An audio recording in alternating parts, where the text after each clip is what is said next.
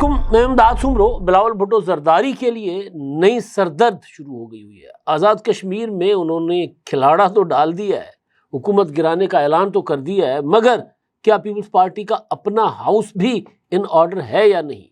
وزیر اعظم کا اعلان ہونا تھا، پارلیمانی پارٹی کا اجلاس ہوا، لیکن وزیر اعظم کا اعلان نہیں ہو سکا۔ فیصلہ تو کر لیا گیا تھا چودھری یاسین کو وزیر اعظم بنانے کا، مگر اس کے بعد دوسرے دھڑے جو تھے، دوسرے امیدوار جو تھے، انہوں نے لابنگ کر دی اور اعلان نہیں ہو سکا، اور تحریک عدم اعتماد کا بھی فیصلہ نہیں ہوا کہ کب پیش ہونی ہے۔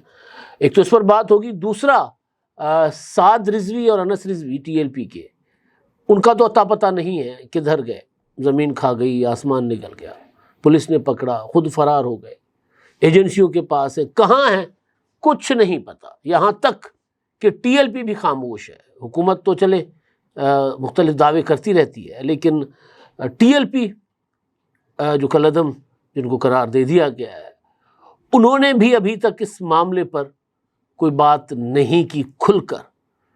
اب تو ٹی ایل پی کے ساتھ 9 مئی کے بعد جو پی ٹی آئی کے ساتھ ہوا تھا وہی کچھ ہونا شروع ہو گیا ہوا ہے، پریس کانفرنسز شروع ہو گئی ہیں، اور جنوبی پنجاب سے پہلا جھٹکا لگا ہے ٹی ایل پی، کالعدم ٹی ایل پی کو، سعد رضوی کو، جن کی ایک بڑی اسٹرینتھ تھی خاص طور پر اہل سنت کے لوگوں میں، اور مذہبی جماعتوں کے حوالے سے پنجاب میں ان کا ایک بہت بڑا ووٹ بینک بن گیا تھا، بلکہ کراچی میں بھی انہوں نے ایک سیٹ نکالی تھی۔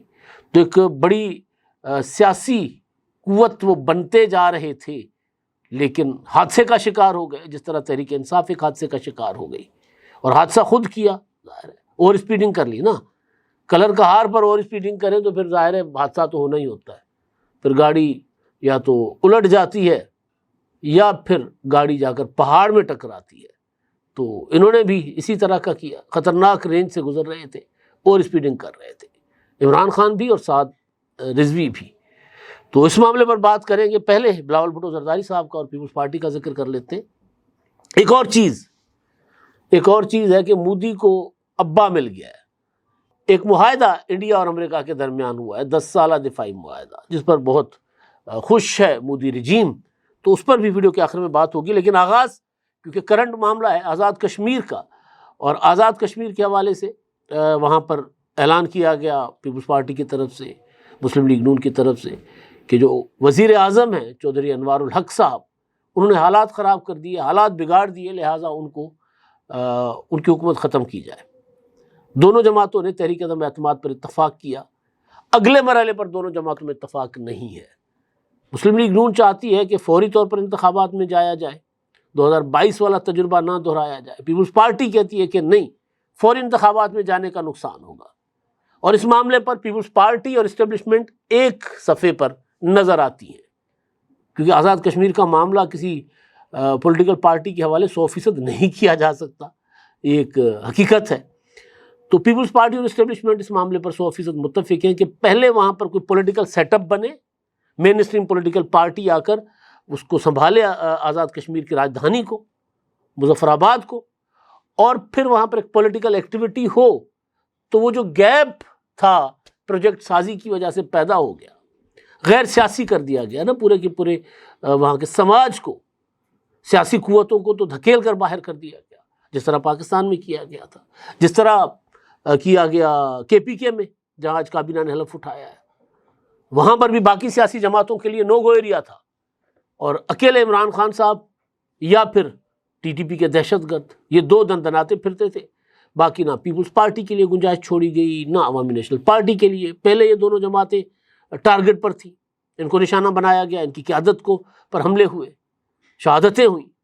اس کے بعد جماعت اسلامی اور مولانا فضل الرحمان صاحب بھی نشانے پہ بنے، تو مسلم لیگ نون وہاں پر اس کا خاتمہ کر دیا گیا، تو اکیلے رہ گئے عمران خان صاحب، اور وہ ان کی جو پالیسیز ہیں وہ صاف نظر آ رہی ہیں کہ طالبان حامی پالیسیز ان کی کیوں ہیں، یا ٹی ٹی پی کے وہ حمایتی کیوں ہیں، ان کے ساتھ ان کی ہمدردیاں کیوں ہیں، کیونکہ وہ ایک الائنس ہے، ان کا پولیٹیکل الائنس ہے یہ، جس طرح ایک وقت میں کراچی میں ہوتا تھا، مطلب بھائی لوگوں کے علاوہ کوئی سیاست ہی نہیں کر سکتا تھا، تو وہاں پر بھی ایک طرح سے اس طرح کی صورتحال بنائی گئی. پروجیکٹ سازی ہے، وہ پروجیکٹ سازی گلے پڑ گئی ہے. اب وہاں پر ایک وزیر اعلیٰ منتخب ہوتے ہیں، کہتے ہیں عمران خان سے ملاقات کرواؤ گے تو ٹھیک ہے، ورنہ میں اپنا کیا کہتے ہیں کابینہ نہیں بناؤں گا. پھر عمران خان کا پیغام آتا ہے کہ جی کابینہ بناؤ، تو 17-18 دنوں کے بعد وہ جا کر کابینہ بناتے ہیں. کابینہ وہی پرانی 10 ارکان پر جو مشتمل کابینہ بنائی ہے، وہ پرانے سارے کے سارے چہرے سارے پرانے ہیں، نئے کوئی چہرے نہیں ہیں، کوئی سوچ بچار نہیں کی گئی. ظاہر ہے ادھر سے ہدایت آئی ہوگی کہ پرانوں کو آگے کر دیں، انہوں نے کر دیا. لیکن ایک صوبہ جو دہشت گردی کے نشانے پر ہے، وہ صوبہ مسلسل ایک بحران کا شکار رہا، ابھی بھی ہے، ابھی وہ بڑکے شڑکے مار رہے ہیں. اب آگے چل کے وہ کیا کریں گے تو وہ میں کل کے ولاگ میں، صبح کے ولاگ میں بتاؤں گا کہ اب ان کا ٹارگٹ کیا ہے، وہ کیا اچیو کرنا چاہتے ہیں، یا آغاز کہاں سے کریں گے سہیل آفریدی صاحب. تو میں گزارش یہ کر رہا تھا کہ جس طرح KPK میں تجربہ کیا گیا، اسی طرح آزاد کشمیر میں تجربہ کیا گیا. وہاں پر ساری پارٹیوں کو توڑ کر انتخابات میں بازو مروڑ کر سب کے، اور تحریک انصاف کو جتوایا گیا. اسکینڈل سامنے آئے.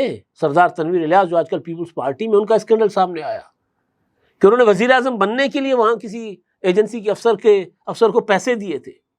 وہ جب بھانڈا پھوٹا تو وہاں خبریں چھپیں، تو افسر جو ہیں وہ ان کو وہاں سے ہٹا دیا گیا. لیکن ان کو سزا کے طور پر ہٹایا گیا، خبر درست تھی. لیکن سردار تنویر الیاس بہرحال وہیں کے وہیں ہیں. سردار تنویر الیاس کو وہ اسکینڈل کے بعد وہ تو نہیں بن سکے وزیر اعظم. عمران خان صاحب نے کوئی نیازی سامنے لا کر رکھ دیے کہ جی یہ ہمارے وزیر اعظم ہوں گے کیونکہ یہ نیازی ہیں. تو نیازی نے کہا کہ جی میں قیوم نیازی نے، میں برادری سے نیازی نہیں ہوں، میں نیازی تخلص رکھتا ہوں، میں شعر و شاعری کرنے والا آدمی ہوں. لیکن کیونکہ تنویر الیاس نے مال کے لایا ہوگا، اسی طرح کچھ ہوگا نا. تو کچھ وقت کے بعد تنویر الیاس کو وزیر اعظم بنا دیا، نیازی صاحب سے ریزائن کر لے لیا گیا. تو پھر تنویر الیاس نائل ہو گئے تو چودھری انوار الحق. یعنی آپ سوچیں کہ مختصر وقت میں تقریباً 3 سالوں کے اندر 3 وزیر اعظم تبدیل ہوئے، اور تیسرا وزیر اعظم، پہلا وزیر اعظم، دوسرا وزیر اعظم کسی نے کچھ نہیں کیا، اور ریاست بحران کا شکار. تو پھر تجربہ کیا خود، اور اب پولیٹیکل پارٹیز کو کہا گیا کہ یار اس کو ذرا سیدھا کر کے دے دے. تو جو میں کہہ رہا تھا نا کہ پیپلز پارٹی اور اسٹیبلشمنٹ ایک صفحے پر ہیں، اس کے پیچھے ریزن میں یہی ریزن ہے کہ اگر ہم فوری طور پر انتخابات میں جائیں گے تو عوامی ایکشن کمیٹی جو یوں ابھر کر سامنے آ گئی تھی، وہ لے دے بیٹھے گی، وہ الگ سے ایک نان پولیٹیکل ایک گروہ ہوگا. تو ان کو اگر ان کے ہاتھ لگ گیا کشمیر تو ظاہر معاملہ خراب ہو سکتا ہے. تو اس لیے فوری انتخابات میں نہیں جایا جا رہا.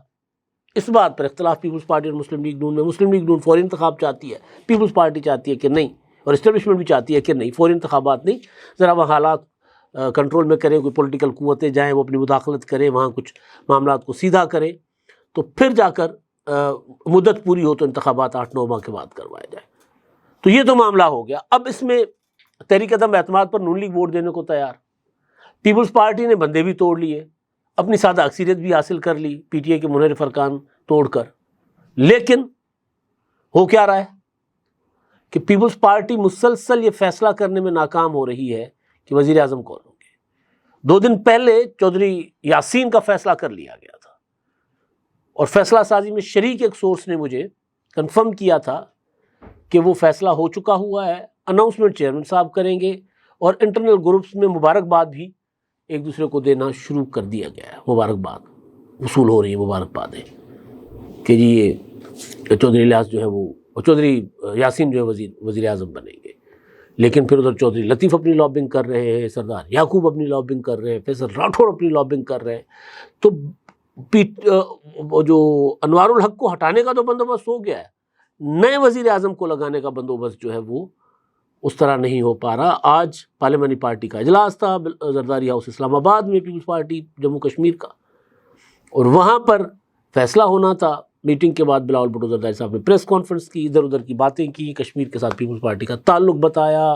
پیپلز پارٹی جو ہے وہ ہر سیاسی بحران کو حل کرنے کی پیپلز پارٹی مہارت رکھتی ہے، ہمیشہ پیپلز پارٹی نے بحرانوں کو حل کیا، یہ انہوں نے بتایا.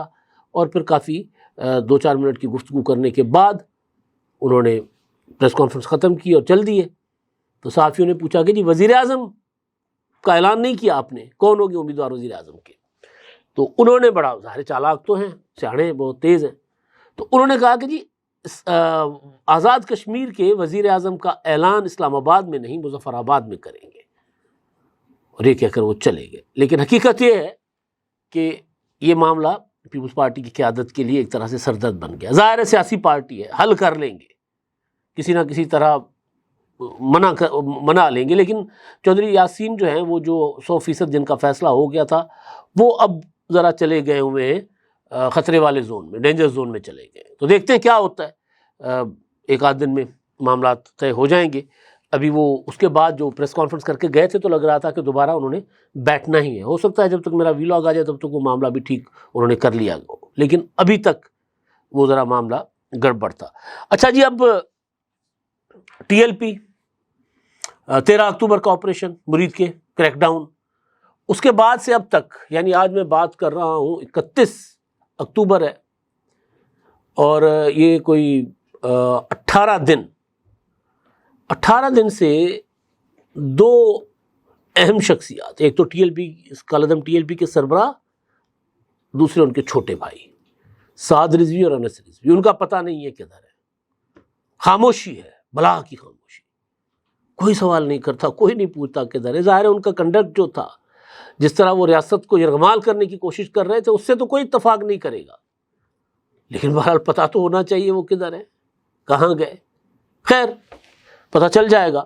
لیکن اب ان کے اندر ٹوٹ پھوٹ شروع ہو گئی ہوئی ہے, اچھی خاصی اکھاڑ پچھاڑ شروع ہو گئی ہوئی ہے.